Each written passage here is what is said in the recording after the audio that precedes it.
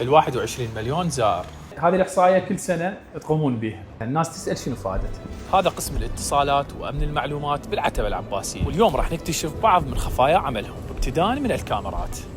طبعا هاي المنظومة لها مهام أمنية خدمية ومهام تنظيمية من ضمن مهامها العد والفرز. نعم. بالنسبة لفائدة عد الزائرين نبدأ من الفائدة الثانية. الفائدة الثانية علمية. هاي الإحصاءات تتوزع على كل دوائر الدولة والوزارات. أنا أجنبني الجانب العلمي للإحصائية، يفيد كل الناس وكل الوزارات وكل المؤسسات. الكهرباء، النقل، تعتمد على الأعداد هاي عمود توسع الطرق أو تقوم بالخدمات البقية. من يوم 1/0 لحد يوم 6 صاروا 1,034,000.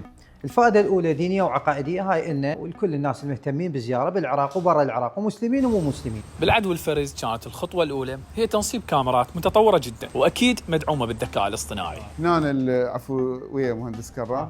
هاي الكاميرا تصير بها عدستين شلون العيون البشرية، بحيث تقدر تميز الشخص إذا يعني بعينك تقدر تشوف شيء مجسم ثلاثي، فهاي عن طريق الذكاء الاصطناعي ترسم شكل ثلاثي. وطبعا بيانات الأرقام توصل لهنا لغرفة السيرفرات اللي تعالجها وتعطي النتائج. هذا سيرفر عد الابواب، جيتس كاونتينج. هذه سيرفرين عد الاشخاص يعني. والان وصلنا للفائده الاخيره من عد الزائرين.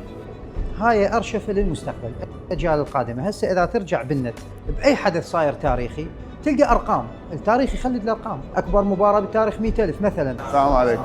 شكرا. هاي منظومه متابعه مال شبكه العتبه العباسيه. شلون تعرف فيها عطلانه؟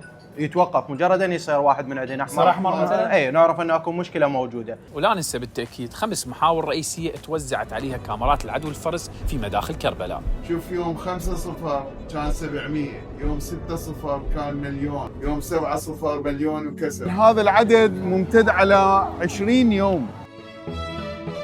يعني كل العمل مالتنا يعني محسوب بدقه.